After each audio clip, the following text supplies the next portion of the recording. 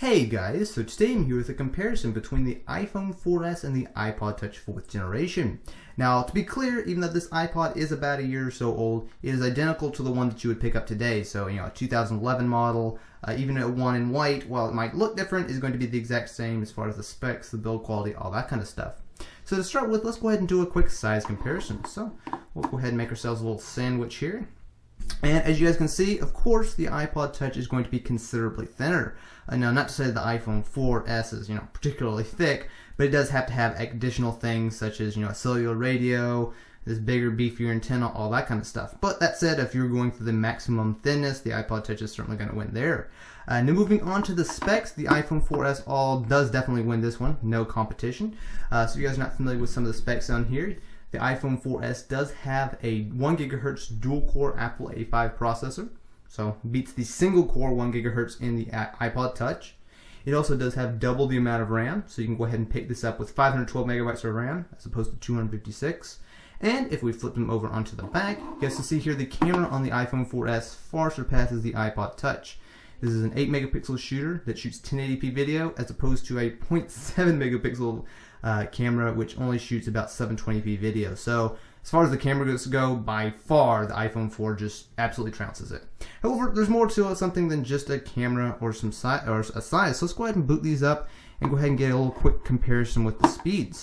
So we'll go ahead and turn them both on here. And I do want to mention that the iPod Touch is currently jailbroken and it will be slightly slower. However, on the whole of it, iPod Touch, there's not a whole lot as far as the jailbreaking stuff goes, so I do take these results with a grain of salt, but overall it's not really particularly that much slower.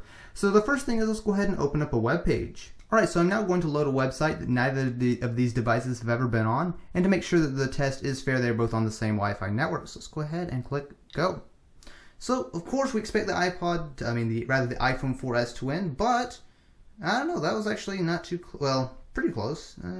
I don't know, I'd have to time and watch the video, but I'd say there was only about maybe a second or two difference. So let's go ahead and try another test. Alright, so now we're going to go ahead and open up an app, in this case Angry Birds, on both devices. So neither of them have been opened and they're all the memories cleared out, so let's go ahead and open them at the same time. So, looks like the iPod might have gotten a slightly better start. However, I think it's pretty obvious that the 4S is much quicker, going through all the menus. So, we'll go ahead and just let them run through. We'll go ahead and turn that volume down. But I think it was pretty obvious that the iPhone 4S was definitely much faster at opening an app, or at least opening Angry Birds. Okay, so I am now recording using the rear-facing cameras on both the iPod Touch 4th generation as well as the iPhone 4S. So I'm going to go ahead and just walk around a little bit here. Of course, the 4S does shoot in 1080p as opposed to 720p, but yeah, so I'll do a little bit of walking so you guys can see exactly what the the motion capture and how well it does all that kind of stuff. But so you guys can see, get a good close-up. Now the iPod Touch does not really have any kind of autofocus, whereas the iPhone 4S does. But yeah, so anyway guys, it's been a quick video test of the rear-facing cameras on both the iPhone 4S as well as the iPod Touch 4th generation.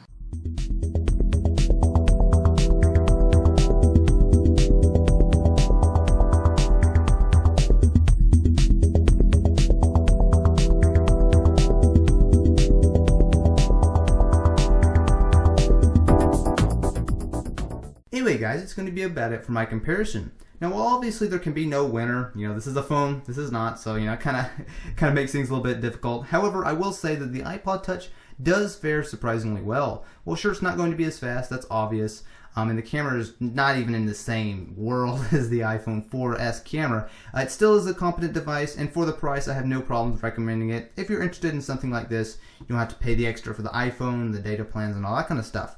Anyway guys, if you enjoyed this video, definitely be sure to leave it a thumbs up. It really does help me out. And if you're interested in more videos on both the iPod Touch and the iPhone 4S, be sure to subscribe.